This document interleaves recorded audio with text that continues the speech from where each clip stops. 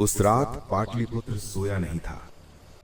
राजमहल के विशाल द्वार बंद थे। दियों की रोशनी संगमरमर की दीवारों पर कांप रही थी और दरबार के बीचों बीच एक दुबला पतला ब्राह्मण खड़ा था। चेहरे पर अपमान की लकीरें थी, लेकिन आंखों में डर नहीं, आंखों में थी एक खामोश आग।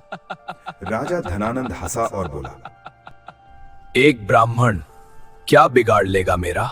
ब्राह्मण ने अपने बिखरे हुए केश उठाए, उन्हें मुट्ठी में कसकर पकड़ा और बहुत शांत स्वर में कहा, आज नहीं, लेकिन याद रखना, जिस दिन ये केश खुलेगा तुम्हारा सिंहासन मिट्टी में मिल जाएगा। उस ब्राह्मण का नाम था आचार्य चाणक्य और यहीं से शुरू होती है इतिहास की सबसे खामोश, सबसे धैर्यवान और सबसे घातक जीत की कहानी। चाणक्य कोई साधारण व्यक्ति नहीं था। उसके पास धन नहीं था, सेना नहीं थी, शक्ति नहीं थी, लेकिन उसके पास था ज्ञान, अनुशासन और समय की समझ। वो नंद वंश के दरबार में राज्य सुधार की बात करने आया था, लेकिन राजा को सच सुनना पसंद नहीं था। सच हमेशा अहंकार को चुभता है। दरबार में चाणक्य का अपमान किया गया, केश पकड़कर बाहर निकाला गया और पूरा दरबार हंसा। चाणक्य ने कुछ नहीं कहा, क्योंकि वो जानता था गुस्से में लिया गया फैसला हमेशा हार की शुरुआत होता है। दरबार के बाहर उसने जमीन से एक मुट्ठी मिट्टी उठाई और धीमे स्वर में कहा, जिस तरह ये मिट्टी मेरी मुट्ठी में है, उसी तरह ये साम्राज्य भी एक दिन मेरे विचारों की मुट्ठी में होगा। उस दिन के बाद चाणक्य ने शोर नहीं मचाया, न बदले की घोषणा की, न किसी से योजना साझा की। वो जानता था सपनों को बताने से ताकत कम होती है और करने से ताकत बढ़ती है।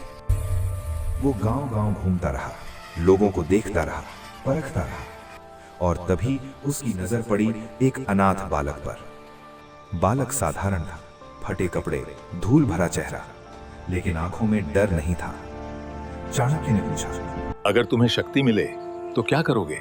राज्य नहीं चाहिए, बस ऐसा जीवन चाहिए जहाँ कोई कमजोर का अपमान न कर सके। चाणक्य मुस्कुराया। उसे वही उत्तर चाहिए था। उस दिन एक गुरु में एक शिष्य चुना। पाटलिपुत्र से दूर घने जंगलों के बीच एक साधारण आश्रम था। न महल न वैभव, लेकिन वहीं एक साम्राज्य की नींव रखी जा रही थी। चंद्रगुप्त का हर दिन सूरज उगने से पहले शुरू होता।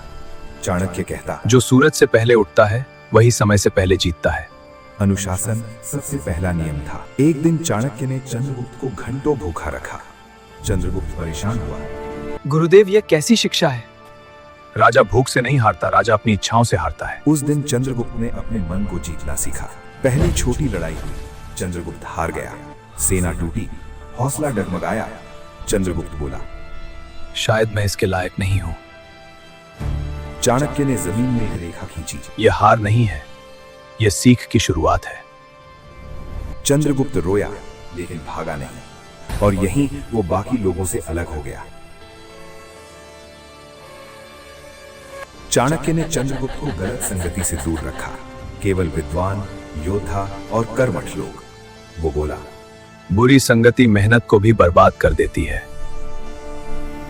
हर पल का हिसाब था, हर दिन का उद्देश्य। चंद्रगुप्त समझ गया, समय ही असली राजा है। जो समय जीत ले वही इतिहास जीतता है। युद्ध अभी शुरू नहीं हुआ था, लेकिन तैयारी पूरी हो चुकी थी। लोग कहते, इतनी तैयारी क्यों? सीधा हमला क्यों नहीं? कच्चा फल तोड़ोगे तो स्वाद कड़वा होगा। चाणक्य मुस्कुराता। साल बीतते गए, धैर्य बना रहा। जिस दिन नंदवंश सबसे निश्चिंत था, उसी दिन योजना सक्रिय हुई। न कोई घोषणा, न कोई चेतावनी। दुश्मन को खबर तब लगी जब बहुत देर हो चुकी थी। अब वो वही बालक नहीं था। आंखों में स्थिरता थी, आवाज में विश्वास। चाणक्य दूर खड़ा देख रहा था। आज गुरु नहीं, आज इतिहास बोलेगा।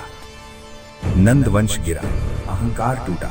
जिसने ज्ञान का अपमान किया था वो इतिहास से मिट गया, और इतिहास ने एक नया नाम लिखा। चंद्रगुप्त सम्राट बना। सिंहासन मिला, मुकुट मिला। चाणक्य वहीं का वहीं रहा। चंद्रगुप्त ने पूछा, आपने क्या पाया? मैंने भारत को कमजोर हाथों से मजबूत हाथों में जाते देखा।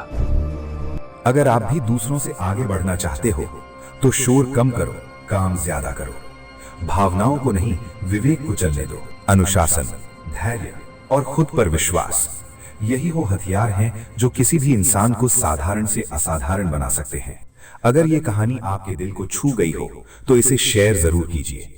हो सकता है यही कहानी किसी की हार को जीत में बदल दे, क्योंकि हर चंद्रगुप्त को एक चाणक्य की सीख चाहिए।